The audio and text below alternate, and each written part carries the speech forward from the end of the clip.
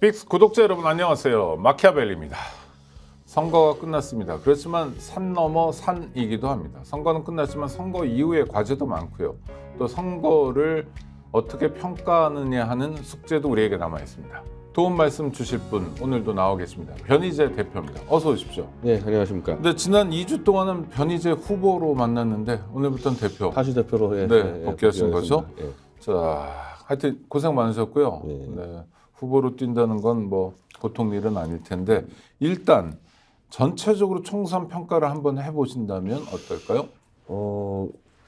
결과적으로는 예상보다 보수가 결집해서 지금 선방을 했다고 나오잖아요, 결과가. 네, 아니 그 이전에 일단은 예. 민심이 폭발한 건 맞죠. 그러니까 윤석열 윤석열 정권 심판이라는 기조가 유지됐는데 막판이든 어떻든 보수가 좀 결집한 것 같다. 생각보다는 선방을 했다. 그러니까 이 지난 총선 때 180석 정도를 이 범야권 했는데 지난 총선에는 뭐 심각하게 누구를 심판하라는 건 뭐 황교안이 야당이었기 때문에 그렇죠. 근데 이번에는 윤석열이라는 정말 시대의 정말 실정을 거듭하는 도저히 대통령으로 봐줄 수 없는 사람이 왔기 때문에 저는 한 220석 이상 가까이 된다고 봤었는데 범야권이 예상보다는 보수가 결집을 해서 막아냈는데 도저히 이 투표 상황을 볼 때는 보수가 결집한 이 흐름이 전혀 없었거든요. 투표 상황이란 건 뭐 예를 들면 이제 사전 투표율, 제외 국민 투표 또 뭐 어르신들이 그렇죠. 어떻게 움직였느냐 이런 걸 말씀하시는 거예요. 대표적으로 사전 투표에서 이 가장 원래 늘 높이 나오는 게 전남입니다. 그래서 전남이 7%가 뛰었어요, 지난 총선보다. 근데 대구는 그대로였습니다. 그대로였어요. 그 본투표까지 합쳤을 때 전남이 어쨌든 지난 총선보다 투표율이 올라갔는데 대구는 역시 그대로였습니다. 그럼 보수 결집 흐름이 없는 거고 이 본투표 오전 투표가 원래 보수에 결집하는 시간이거든요. 이 오전에 6시부터 10시까지가 연령별로 거의 보면 이제 어르신들이 아침에 나온다는 거죠. 네, 그 시간대가 젊은이들은 아침부터 투표하는 경우 많지 그러니까 않죠. 뭐 보수 결집했으면요 본투표 오전 6시부터 10시까지 결집을 올라갔어야 되는데 그게 오히려 내려갔어요. 그래서 내려갔다가 오히려 오후에 올라가는 추세였기 때문에 저는 보수가 결집을 못했기 때문에 한 223석 되겠다고 했었는데 이상하게 이제 이 표를 까보니까 결집한 흐름이 나왔고 그래서 각 지역구에서 박빙 승부에서 의외로 많이 이겼단 말이에요, 이 국민의힘이. 근데 그거보다 더 이상 현상은 지금까지 한 번도 이렇게 이 지지율이 튄 적이 없었던 국힘당의 위성정당이죠. 이름도 모르겠네. 국민의 미래. 국민의 미래가 정말 이 여론조사상으로 수평적으로 쭉 가다가 그냥 팍 튀었어요. 이번에 이 득표에서. 그러니까 한 30%를 넘어본 적이 없던 정당이 그냥 갑자기 35% 쳐가지고 그 국민의 미래가 지금 이 가장 많은 의석을 가져갔잖아요.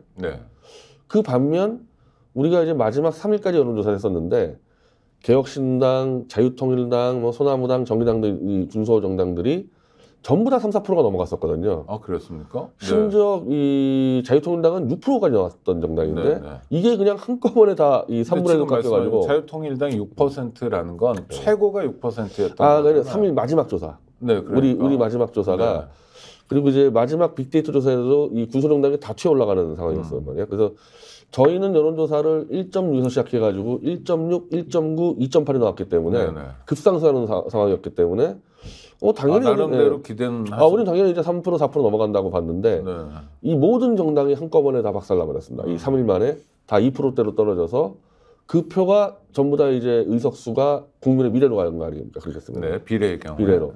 그래서 이건 좀 이상하다. 지금까지 이 투표 흐름을 봤을 때 여러 가지 진짜 이 데이터 전문가나 여론조사 전문가도 이런 흐름이 나올 수가 없다. 그러니까 어떤 작용이 있었던 걸까요? 그러니까 대표적으로 이제 이 소나무당 같은 경우는 2%대도 아닌 0.4%로 추락해버렸는데 그럼 2.8% 올라가다가 갑자기 3일만에 0.4% 추락당하는 경우는 이건 10분의 1 확률인데 이거는 통계나 확률상 불가능하다 그래서 우리가 좀 군소정당끼리 모여서 자체 조사를 해보려고 그래요. 이게 꼭 부정이라는 걸 떠나서 어마어마하게 이상한 현상이 벌어진 거거든요. 이 마지막 투표에. 그건 우리가 알아야지 나중에 대응할 수가 있으니까. 그러면 얘기할 수 있는 건 하나밖에 없어요. 갑자기 이 국힘으로 그냥 갑자기 확 쏠렸다는 건데 2, 3일 만에. 아까 말씀드린 대로 이 투표율 정황으로는 도저히 보수가 이 결집한 흐름 보이지 않았고. 그리고 보수가 결집했다고 해서 왜 소나무당 지지율이 떨어집니까? 그러니까 자통당 지지율은 어떻게 설명할 수가 있죠. 네네. 넘어갔다고. 근데 정의당하고 소나무당도 3분의 1 토막씩 떨어졌단 말이에요. 그럼 이건 이상하지 않냐? 왜 정의당 지지율이 떨어지냐? 보수가 결집했는데. 그래서 요건 한번 우리가 조사해 보려고 합니다. 네. 뭐 직접 선수로 뛰셨기 때문에 아마 더 평가하면 또 회환이랄까 이런 것도 남는 것 같은데. 우리는 이건 조사해서 우리 당원들에게 알려줄 의무가 있죠. 뭐 그렇죠. 그렇죠. 책무도 있고. 하여튼 이번 총선이 압승이다, 대승이다라는 거는 맞는 거죠. 아니죠. 국민의힘 입장에서는 아니죠. 참패다. 아닙니까? 아니죠. 200석 넘었어야죠. 이거는. 이거 분명히 넘었어야 되고 넘어설 수 있는 흐름이었기 때문에 네. 뭐 막판에 잘못했다기보다는 뭔가 이상한 현상으로 이 국힘으로 이상하게 쏠려서 지금 못 넘었는데 이거는 만족할 만한 결과가 아니죠. 아, 그렇습니다. 왜냐하면은 지금까지 이 민주당이 역대급 여당이 이렇게 진 적은 없었잖아요. 한 번도. 108석인데. 근데 원래 사실 여당이 더 선거가 힘든 경우가 많이 있어요. 아니, 그래도 이렇게까지 진 적은 없었거든요. 근데 오히려 제가 볼 때는 지난 총선 때가 그렇게 따지면 더 크게 이긴 거예요. 지난 총선이 그때는 사실은 여당이었잖아요. 그러니까 제가 말씀드린 게 이겼어요. 여당이 더 선거가 어렵다는 거죠. 여당이. 그래서 여당이 훨씬 어렵기 때문에 선거가 이번에는 지난번에도 180 거의 한 5, 6석, 7석까지 갔었어요. 분명히. 지금 비슷한 건데 그렇게 따지면은 1년 반 동안 187석 가지고 자꾸 대통령 거부권 하니까 안 됐다 이랬단 말이에요. 그러면 똑같잖아요. 그러니까 이번에는 무조건 200석을 돌파가 갔어야 되는 거죠. 아니 그럼 당위 말고 그다음에 여론의 흐름 말고 하여튼 주어진 스코어는 하여튼 건국이래 최초 스코어는 맞는데 그렇게 따지면 맞는데 이게 상대가 윤석열이었기 때문에 윤석열을 달리 봐야 된다 이런 저런 대통령이 역대 없었던 대통령인 거죠. 저런 대통령 그러니까 일반적인 상황으로 보면 안 되고 윤석열 정권이라는 걸 감안하고 봤을 때 제 기준이면 대승이나 압승은 아니다. 윤석열은 벌써 이미 끌어 내려왔어야 할 대통령이다 보니까 그 정도면 뭐 사실 250석 나와도 뭐 되는 정도인데. 아니 그래도 영남이 이번에도 보니까 지역 기반 투표가 아주 탄탄하다. 그러니까 그게 좀 이상하다. 아까 말씀드린 대로 이 투표율하고 좀 이상하게 나온 것들이 있는 게 있고 혹시 이제 그거를 제외하고 보면은 글쎄 문재인 대통령이 나섰다고 저렇게 갑자기 뭉쳤다? 제가 볼 때 좀 뭉쳤을 흐름은 그 조국 대표가 얘기했던 이 개헌. 이 자꾸 이 보수가 볼 때는 이상한 사회주의 같은 개헌을 자꾸 떠들어가지고 그 가능성이 있지만은 그래도 아니 몇 가지 포인트는 문재인 전 대통령의 선거 운동이 반발을 불러왔다. 그다음에 김준혁, 양문석 후보 논란이 결집을 가져왔다. 또 지금 말씀하신 뭐 사회권, 사회적 기본권, 사회권에 대한 뭐 제7공화국 헌법 이런 게 반발이 있었다. 이런 관측들이 일반적이잖아요. 있었죠. 있었죠. 근데 각각 영향은 미치지 않았을까요? 어느 정도 미쳤겠지만 그러면 투표에서 잡혔어야 되거든요. 그런 것들이. 안 잡혔단 말이에요. 투표에서 생각보다. 보수 결집이 이 흐름이 안 잡혔기 때문에 또 하나 여쭤보면 아니 모르죠. 우리가 모르고 이제 추정해 가는 건데 지금 사전 투표가 갈수록 그 전보다 이제 퍼센테이지 참여율이 높아지잖아요. 본투표가 좀 낮아지고 이런 경향들 때문에 여태까지 일반적인 문법으로 이 투표 상황을 보는 것과 좀 달라진 건 없나? 이런 아니 그러니까 그랬으면은 대구가 올라갔어야죠. 사전 투표가. 대구가 전혀 안 올라갔거든요. 그래서 사전 투표로 볼 때는 윤석열 심판 진영이 더 많이 나간 거다 이거 분명히.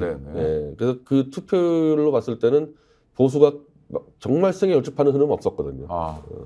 그래서 좀 더 이게 만약에 선관위가 아마 발표할 거예요 한두 달 안에. 상세 이제 이 투표 뭐 연령대 나오거든요. 그리고 지금 아까 이상한 현상 때문에 자통당 이런 데서 이제 투표자 이제 또 여론조사를 실시한다고 하니까. 아주 이 섬세하게 데이터를 들이봐야지 막판에 이상한 변화를 좀 파악할 수 있을 것 같습니다. 조금만 하여튼 이상하다. 저는 220석을 충분히 넘어가는 흐름이었는데 막힌 게 그러니까 변 대표는 지금 소나무 당원 입장 또는 후보 입장에서만 이상한 게 아니라 전체 상황도 이상하고 막판에 어떤 급변 요소가 있다. 근데 이해할 수 없다. 갑자기 펴서 이 국힘당이 올라온 거예요. 그냥 그 흐름이 없었던 것들이. 그러니까 보수 결집이다 이렇게 규정하기도 어렵다. 잘 모르겠다. 그런 흐름이 안 잡혔기 때문에 그래요. 알겠습니다. 그러면 선거가 하여튼 끝난 상황이니까 평가를 좀 해보면 뭐 이를테면 뭐 뜨는 사람 지는 사람도 있을 것 같은데 한동훈 비대위원장 뭐 어떻게 되는 겁니까? 비대위원장은 그만뒀는데 정치는 계속하겠다. 이건 약속이다. 뭐 이런 식의 표현인데요. 지금 솔직히 말씀드려서 한동훈 비대위원장은 이제 공수처 수사 조작을 받아야 되는 상황이에요. 네. 이건 아마 저하고 한동훈 위원장만 아는 얘기겠지만은 아이고. 저희가 이 태블릿 조작 가지고 한 10몇 건을 고발해놨는데 공수처에 그 피의자로 정확히 명시가 돼 있어요. 네. 그래서 공수처가 저한테 이제 수사 과정을 진행 상황을 공문을 보내면요, 한동훈 딱 적혀 있습니다. 그러면 지금까지는 아니 그거는 고소나 네. 또 고발을 했기 때문에 당연히 뭐 피의자인 거는 기계적인 거잖아요. 그렇죠. 그러니까 그게 이제 저는, 고발을 당했다는 게 혐의를 입증하는 건 아니다. 네. 근데 그 중에 검사들 중에 이 기각된 것들이 있어요. 네네. 이 검사들 중에서. 네. 근데 한동훈 그대로 남아 있습니다. 한동훈. 네.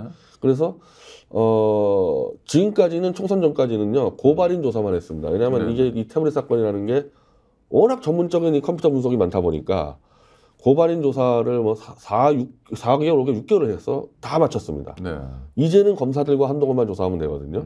근데 총선 때 멈췄어요, 수사를. 네. 못했을 겁니다. 왜? 한동훈 절로 갔기 때문에. 이제는 한동훈이 장관도 아니고 이제 민간인 아니겠어요? 그렇죠. 그럼 조사하면 되니까 네. 뭐 저는 뭐 제가 고발인 입장에서 솔직히 공수처도 그런 얘기 합니다.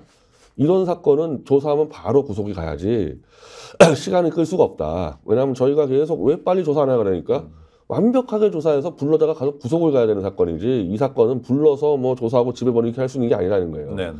그럼 제 기준으로 볼 때는 한동훈은 공수처로 불려가면 그냥 그 자리에서 구속되는 수가 있는데 한동훈이 택할 수 있는 방법은 도주.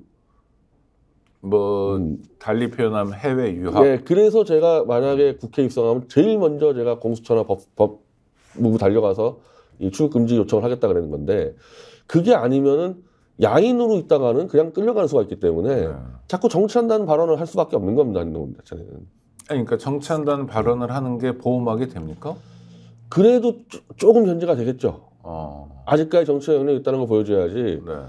아니 공수처도 이게 사실상 검찰 조직하고 무슨 차이게? 그럼 변 대표님, 하여튼 공수처나 검찰 수사 이거는 잠깐 뒤로 밀어두고 정치인 한동훈의 미래는 어떠세요? 끝났죠. 아, 끝났다. 이미 정치적으로 한동훈의 끝났고. 주장만 남아 있다. 네, 이렇게 끝났고 생각하시는 이거를 거예요? 네. 본인은 자꾸 이제 윤석열과 차별화를 했다고 생각하나 본데 네. 이 당을 새롭게 해서 지자체와 이 대선을 준비하려는 사람 입장에서는 똑같아요. 한동훈이 왔다 갔다 하는 순간에 이 당은 윤석열 당으로 보이기 때문에 네. 지금 이 당을 지금 주도권을 잡으려는 사람들이 나경원하고 저기 이번에 경남에서 살아 들어온 김태호하고 뭐 안철수하고 정도 아니겠습니까? 네.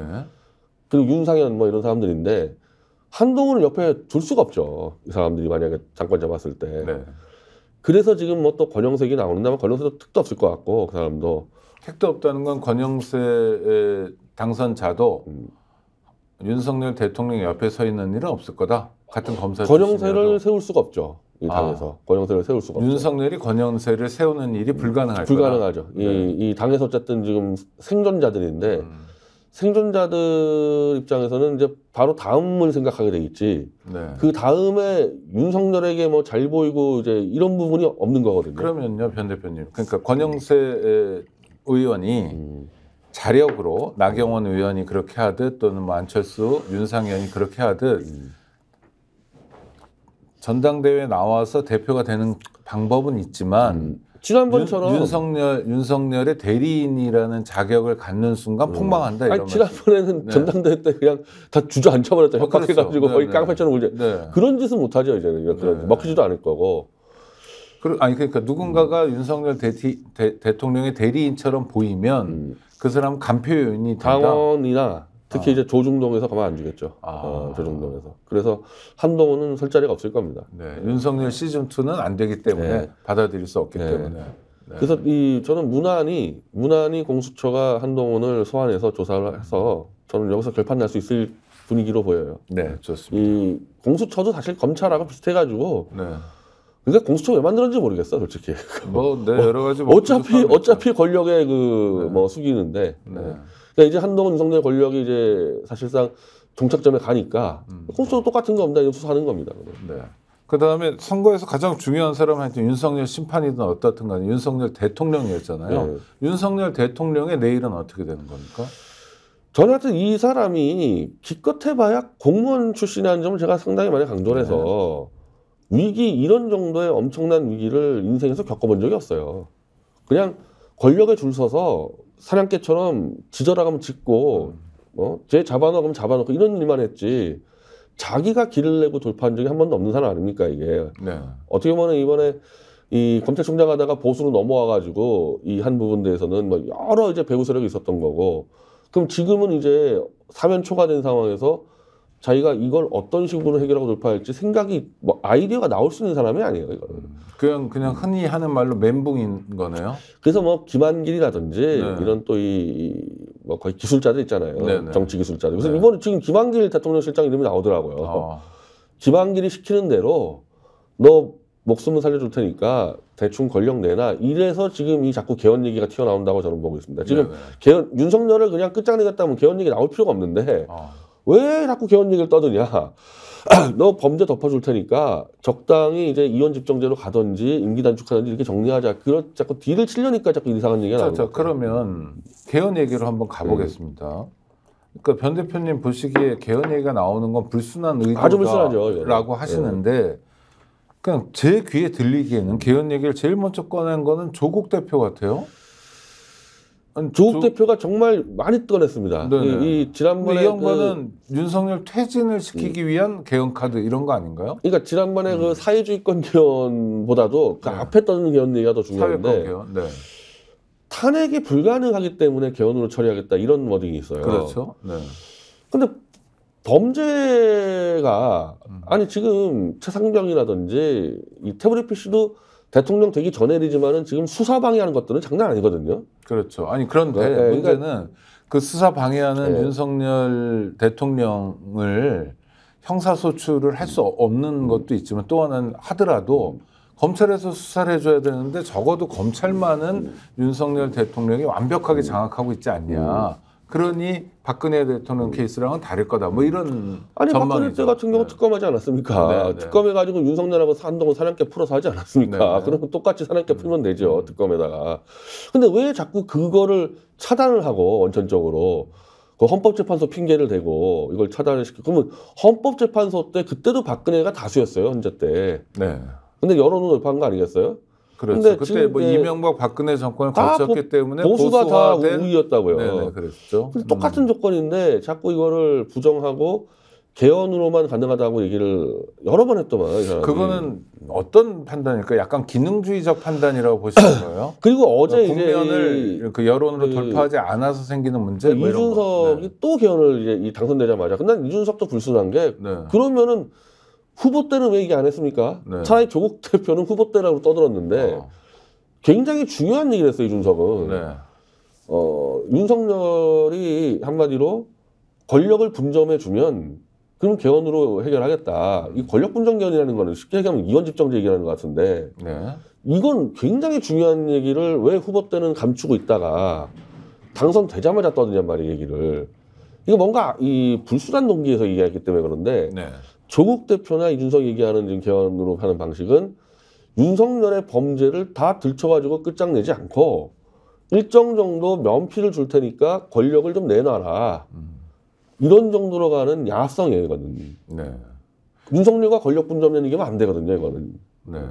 그러니까 어떤 건지 지금 정확한 의도는 모르겠으나 의석수가 정해진 게 개헌 저지선, 국민의힘 입장에서는 그렇죠? 탄핵 저지선이란 교두보는 확보한 거잖아요. 그때 야권이 물론 192이기 때문에 상당히 해볼 만한 상황이고 또 막말로 얘기하면 8명만 어떻게 데려오면 가는데 그런데 정면 돌파를 안 하고 개헌을 통해서 우회한다라고 변 대표님은 처음부터 이거는 아니 200석이 됐어도 있을 것 같거든요. 200석 문제가 아니라 이 사람들 처음부터 윤석열 그러니까 우리가 쉽게 얘기하면은 무수한 특검은 한 30개는 해야 될 것 같은데 이 정권은 30개 올려서 다 잡아가지고 완전히 이 범죄를 파악해서 요즘에 이 대통령도 형사소추가 될 수 있다는 걸 윤석열 본인이 보여줘버렸거든요. 그러니까 박근혜 때 수사를 해버렸단 말이에요. 그걸로 이제 기소 안 했을 뿐이지. 그러니까 특검이 윤석열을 수사할 수가 있게 돼 있습니다. 그럼 수사해가지고 범죄 몇 개 드러나면은 그냥 끝나는 거 아니겠어요? 이 쉬운 길을 놔두고 자꾸 개헌으로 간다. 이거는 1순위가 뭐냐? 내가 생각하기는 윤석열의 범죄 행위를 은폐해주겠다는 거예요. 그리고 왜 그럴까 생각해 보니까 대표적으로 이제 이 태블릿 PC 조작 범죄가 제일 먼저 있었던 거죠. 그 뒤에 다 터진 거고 나머지 것들은 이제 집권한 다음에 저는 그 태블릿 PC 조작 범죄는 결국 박근혜를 수사할 때 윤석열이 그때 이제 수많은 조작 수사를 했는데 잡힌 게 하나가 태블릿 PC지 뭐 얼마나 많겠습니까 유증교사가. 이게 다 들춰져 버리면 그 당시 이 탄핵을 기반으로 활동했던 이준석 보수에서 탄핵에 굉장히 앞선 사람입니다. 그러니까 자기 정치적인 이제 명분이 무너지고 윤석열은 또 이제 문재인 정권 때 검찰총장을 하면서 200명의 이제 보수 인사를 감옥에 집어넣은 저까지 포함해서 또 그때도 또 무수한 조작 수사가 했을 텐데 이런 윤석열의 과거 조작 수사 범죄들이 들춰지면 조국 대표는 민정수석이었습니다 그때. 네.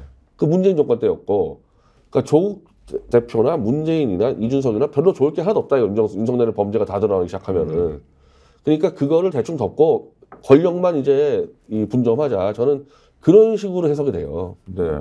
근데 아니 뭐 그렇게 해석할 수 있는데 이렇게 확 대표님한테 땡겨가진 않아서 왜냐하면 조국의 입지와 조국 대표, 이준석 대표 입지가 상당히 다른데 뭐 시간을 거꾸로 거슬러 올라가서 2017년 상황이라면 뭐 같을 수도 있다. 뭐 하여튼 뭐 지켜봐야 될 대목인 것 같고요. 저는 이거를 개헌의 필요성이 제기되는 건 또 맞지 않습니까? 아니 너무 개헌은 오래됐으니까. 아니 개헌은 지금 얘기하면 큰일 나죠. 개헌은 윤석열을 끌어내는 과정에서 수많은 정치 사회적인 의견들이 표출하게 될 겁니다. 네네.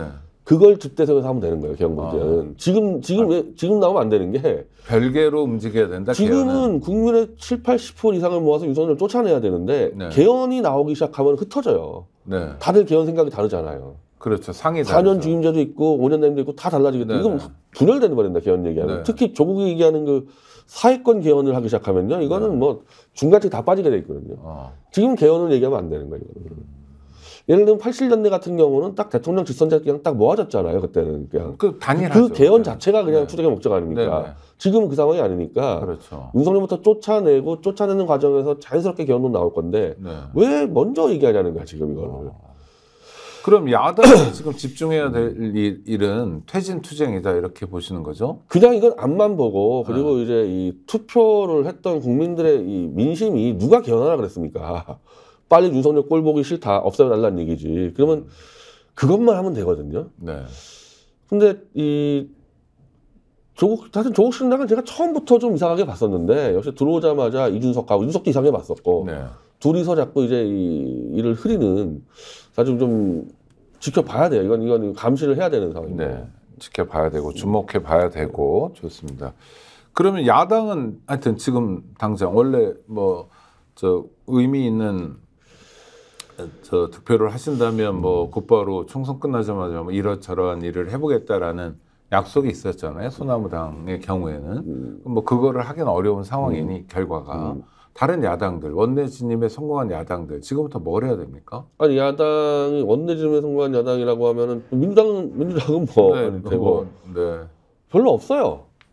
조국혁신당, 민주당, 개혁신당. 그러니까 이 아까 말한 대로 군소당들이 갑자기 2%대로 밀리면서 꽤 많이 원내진입 못해가지고 지금 야당이라고 얘기할 수 있는 데가 아까 조국신당은 제가 얘기를 했고 이상하다. 네. 그리고 개혁신당도 이상하다 그랬지 않습니까? 그럼 야당이 없잖아요. 민주당 하여튼 뭘 해야 됩니까? 민주당도 마찬가지인데 오늘 이재명 대표가 또 민생 얘기했는데 앞으로 민생 얘기하더라도 민주당이 모든 상임위에서 윤석열을 퇴출시킬 수 있는 준비들을 해야죠. 네.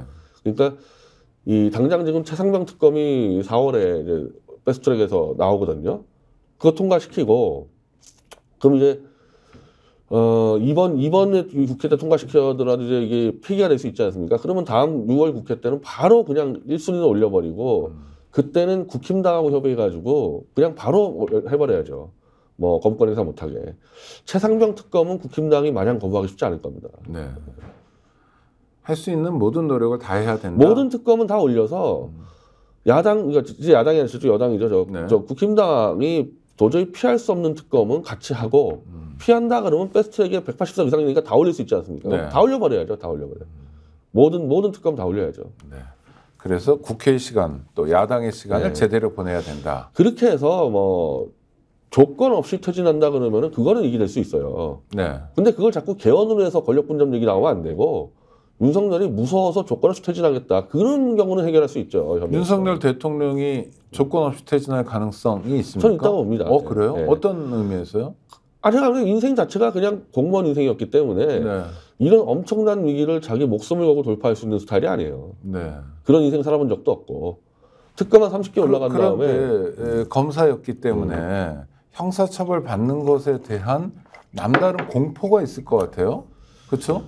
어떤 일이 있더라도 감옥은 안 가야 되겠다라는 생각을 많이 할 텐데 부부가 다 그런 거로 알려져 있잖아요.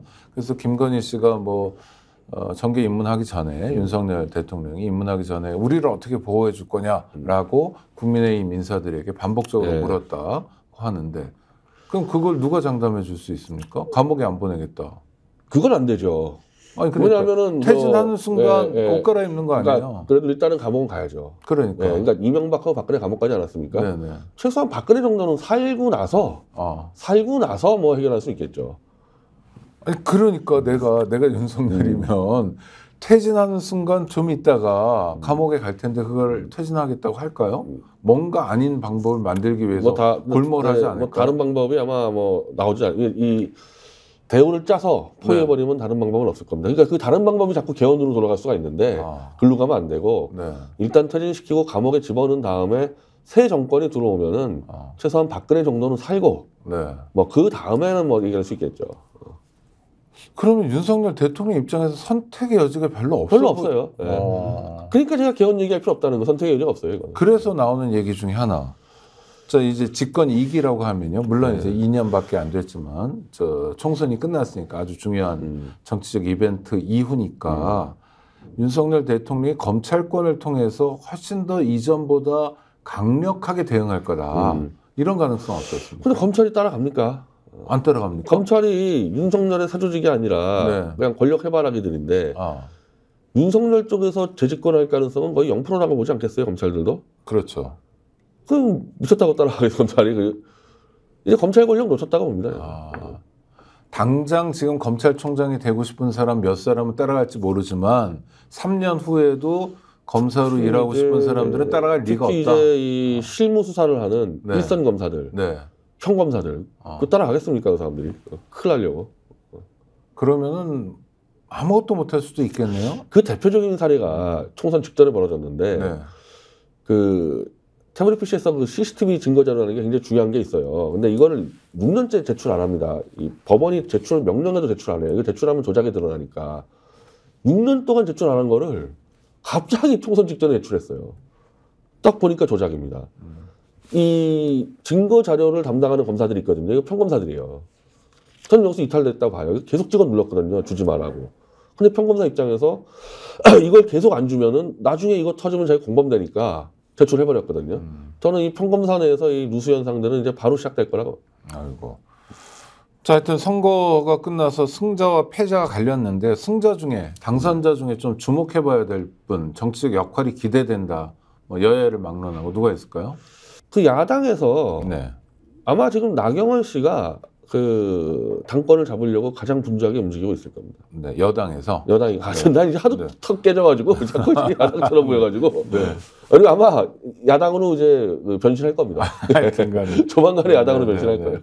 나경원 의원을 주목해봐야 된다. 나경원 의원을 떨어뜨리려고 조국 대표부터 이재명 대표가 얼마나 가져갔습니까? 근데 그걸 생각보다 쉽게 이겼기 때문에 수도권에서 나경원 씨는 어쨌든 윤석열에 줄 서려고 그랬는데 줄을 못 섰잖아요. 그랬죠. 그게 이제 하나의 살 길이 생겨버린 거죠. 그것 때문에. 자기 스펙이 된 거죠. 윤석열 대통령에 대해서 일종의 앙심이 생긴 거. 표현은 안 하겠지만. 바깥의 사람들은 이제 동정심 있지 윤석열한테 당했다는 그렇게 알고 있잖아요. 그 득표요인이잖아요. 그러면. 사실은 줄 서려고 그랬는데 못 썼을 뿐인데 결과적으로 윤석열에게 탄압받은 꼴이 돼가지고 그러니까 안철수 나경원이 쉽게 이긴 거 아닙니까 따지면. 그게 정책 자산이 돼서 나경원 씨가 아마 야당을 잡고 적당한 선에서 이제 자꾸 야당 변신할 겁니다. 야당 변신할 겁니다. 여당을 야당 변신해가지고 제가 이제 이 대권 노리고 아마 그런 생각할 겁니다. 나경원 씨도 정치적 역할이 있을 것 같고요. 또 몇 사람 좀 꼽아 보신다면 추미애 씨가 지금 6선으로 돌아왔기 때문에 이제 6선이 되는 거죠. 국회의장을 해볼 수 있는 상황인데. 조정식 의원도 6선이에요. 근데 똑같은 6선인데 나이나 정치 경력이 추미애 씨가 훨씬 위니까 추미애 씨가 만약 국회의장이 되면 다른 건 몰라도 지난 국회 때 그 윤석열의 그 장관들 한동훈부터 시작한 그 장관들이 그냥 그 국회의원들한테 앞에서 막말을 퍼붓지 않았습니까? 네네. 그때 국회의장이 윤석열이 이제 국회로 들어오면 호통을 쳤어야 되거든. 네. 당신 장관들 이게 태도가 뭐냐. 네. 근데 오히려 그때 김진표 국회의장은 국회의원들에게 호통을 쳤어요. 네네. 장관의 태도가 뭐냐. 제 개인적인 생각은 추미애 씨가 국회의장이 돼서 그 윤석열 쪽에는 장관들 윤석열한테 이 국회의 그 권위를 한번 보여줄 필요가 있습니다. 그 지난번처럼 한동훈처럼 답변하면은 그냥 탄핵 들어간다고 엄포를 놓을 필요가 있죠. 네. 그 아마 추미애 씨도 국회의장을 뭐 노리지 않을까. 네. 그런 의미에서 좀 주목해 볼 필요 있고 또 신진 인사 중에서는 뭐 의정 활동이 기대되거나 하는 분들이 있습니까? 글쎄 우리랑 같이 뭐 윤석열 체전 투쟁 같이 했던 분들이 여러 명이 들어갔는데 네. 양문석 뭐 이제 당선자부터 뭐 네. 고승찬, 네. 뭐 김준혁 하여튼 윤석열 체전 운동했던 그대로 딴 거 생각 안 하고 일단 퇴진될 때까지는 거기에 전념을 해주길 바랍니다. 네. 기대하세요? 아니면 불안해요, 불안해. 아, 불안해요. 항상 들어가면은 네네. 네. 그래서 김준혁 후보 같은 경우에 당선된 다음에 소감이 앞으로 신중한 말과 신중한 행동을 그러니까 하겠다고. 불안해요. 네. 그러니까 신중한 말을 하는 것과 그냥 일갈로 나를 당선시켜준 국민들의 뜻이 윤석열 체제니까 온몸 던지겠다 이렇게 좀 나와줘야 되는데 네. 좀 불안한 부분이 있어요. 알겠습니다. 낙선자 중에 좀 아쉬운 분들 뭐 일단 뭐 변 대표님도 낙선하셨고, 네. 김두관 의원이 낙게 김태호 씨가 당선되면서 네네.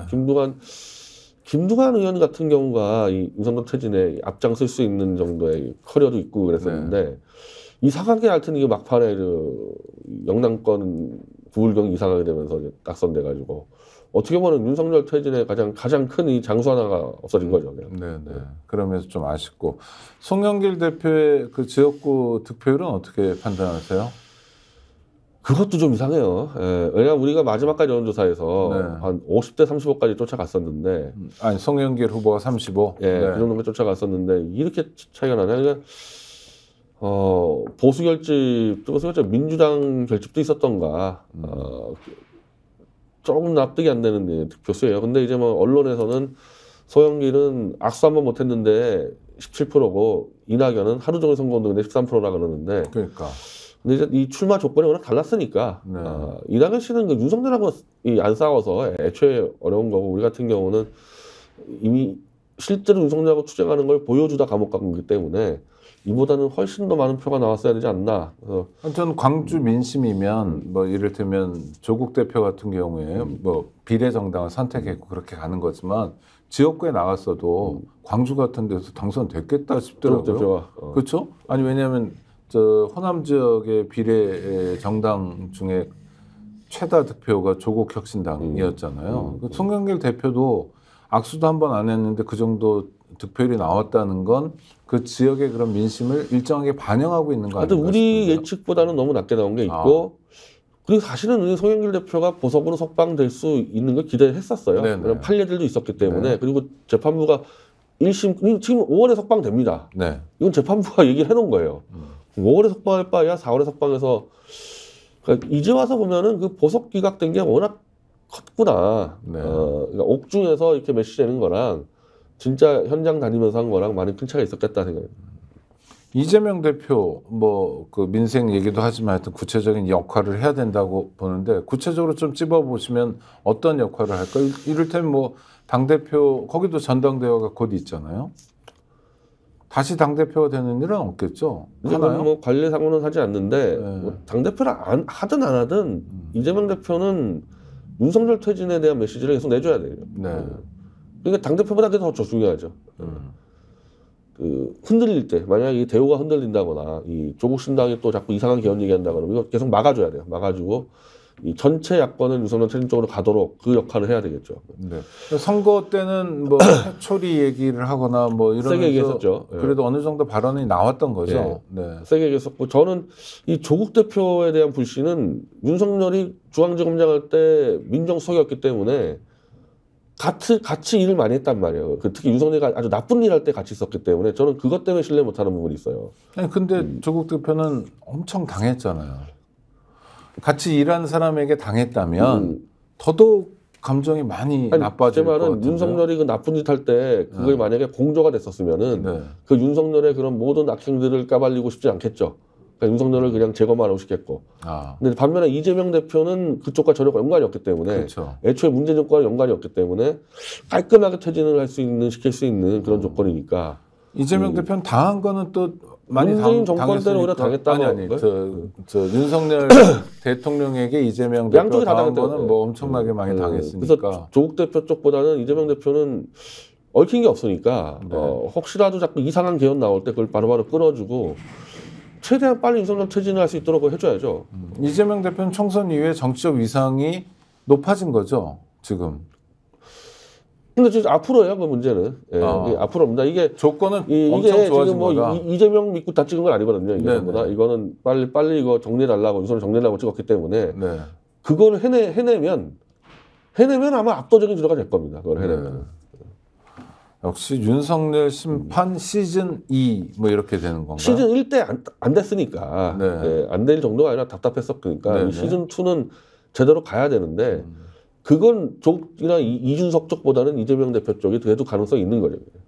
근데 윤석열 정권을 중도에 그렇게 퇴진시킨다면 야당이 힘을 모으고 뭐 시민사회 함께해서 한다면 반작용, 반발도 꽤 있을 거 아닙니까? 뭐 이를테면 아스팔트 태극기 세력도 있을 거고 또 여당도 가만히 있지 않을 거고. 지금 아스팔트 태극기가 이 윤석열을 더 이상 못 견디는 상황으로 왔어요. 아, 그렇습니까? 그러니까 애초에 윤석열은 아스팔트 보수님 뭐가 아니라 문재인의 사냥개 출신이 들어온 거 아닙니까? 아니 아스팔트 보수를 대표하는 정당이 이번에 자유통일당이었는데 거기는 비례 후보에 윤석열 40년 지기를 넣어가지고 메인 슬로건이 윤석열을 우리가 제대로 지킨다 이런 거였지 않습니까? 예. 그럼 좀 충돌하지 않나요? 그거 그냥 그 현수막에만 그렇게 걸어놓고 네. 실제로는 내부적으로는 부글부글 끓었죠 윤석열한테. 어떤 대목에서요? 완전히 이 당에서 이 공천이라는 부분들 대해서 이른바 그쪽 보수 인사들을 다 숙청했거든요. 도태부터 해가지고 아니 석동현 씨도 숙청당한 거 아닙니까? 네. 신혜식 대표 같은 경우는 아예 그 서울에서 날아가 버렸고 그러니까 부글부글 끓는데 그걸 이제 대놓고 윤석열을 퇴진시킨다고 할 수 없었으니까 선거 때에서 한동훈을 퇴진시킨다고 얘기 나왔거든요. 근데 한동훈을 끝장내겠다는 얘기는 사실 윤석열 끝장내겠다 마찬가지여서 만약에 자통당이 원내 진입했잖아요. 자통당은 아주 강력한 윤석열 안티세력 됐을 겁니다. 그럼 제가 뭐 윤석열 대통령 걱정할 필요는 없지만 윤석열 대통령 입장에서는 우군들이 있지 않습니까? 검찰이라는 친위 조직 같은 국가기관이 있고 뭐 아스팔트 보수가 있고 여당이 있고 뭐 이런데 지금 한 축씩 지금 뭐 무너지거나 해체되는 것 같은 느낌이 들어요. 아니 아스팔트 보수는요.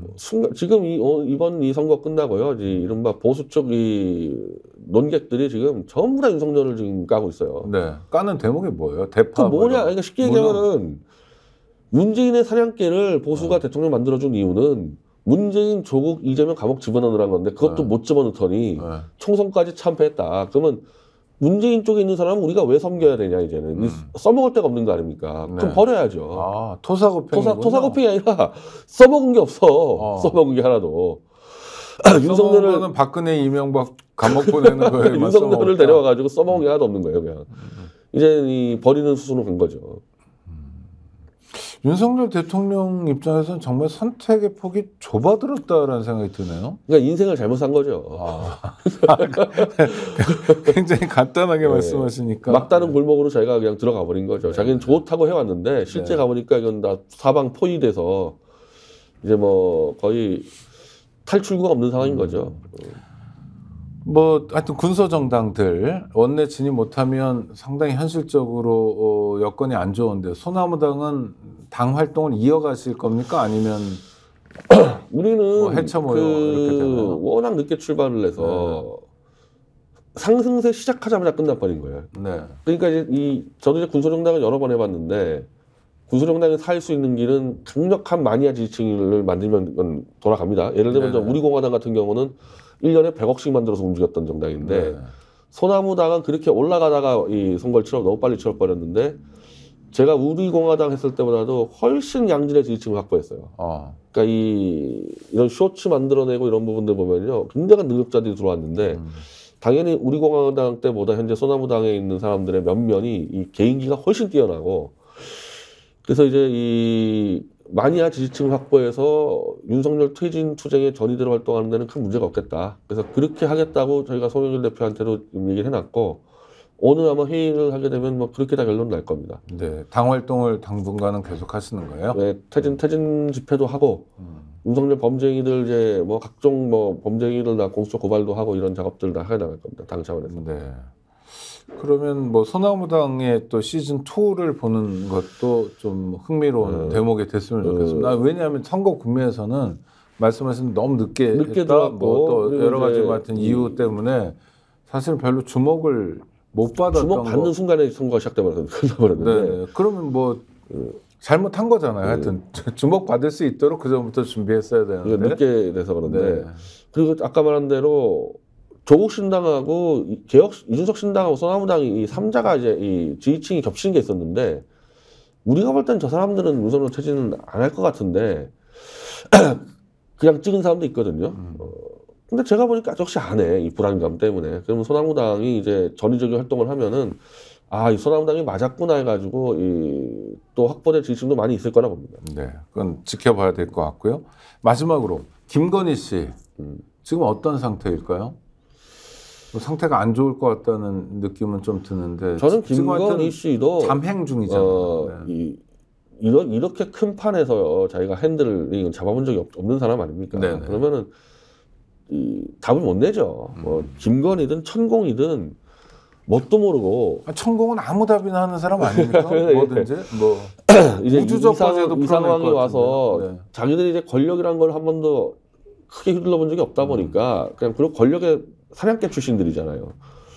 권력을 처음에 잡아서 신나가지고 휘둘렀는데 이 권력이 얼마나 무서운지 순식간에 다시 국민들이 뺏어가고 자기들이 권력으로 장난쳤던 사람들이 다시 권력을 주고 자기 보복하러 들어오고 이런 걸 제대로 경험한 적이 없을 거예요. 검사 시절에는. 네.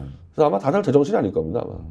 하긴 김대중 대통령 보면 대통령 된다는 게 너무너무 어려운 일이고 뭐 죽을 뻔하기도 하고 뭐 일본, 미국 뭐 왔다 갔다 해야 되고 이런 상황인데 윤석열 대통령 보면 대통령이라는 게 너무 쉽게 되는 건데 너무 쉽게 된 것에 반작용 같은 게 있는 거군요. 그러니까 대통령제를 유지해 나갈 동력도 별로 없다. 그런 거는 한번 구상도 안 해봤을 겁니다. 아, 구상. 대통령 권력 들어왔으면 이걸 내가 어떤 식으로 바르게 쓰고 내가 유지하고 내가 무사히 퇴임하는 이런 거를 생각한 적이 없을 거예요. 그냥 네. 좋다고 휘둘렀죠.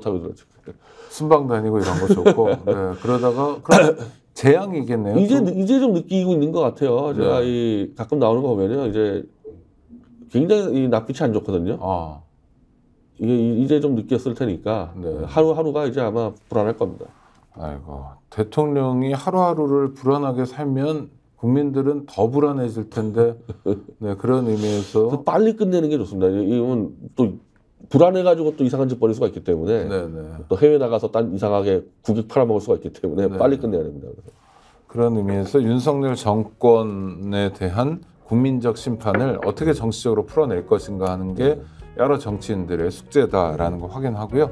오늘도 고생하셨습니다. 건강 괜찮으신 거죠? 예. 네. 건강 걱정하는 분들도 많은데 건강 잘 챙기시기 바랍니다. 구독자 여러분 감사합니다. 예, 고맙습니다. 감사합니다. 구독 빠르게 가 스픽스 좋아요.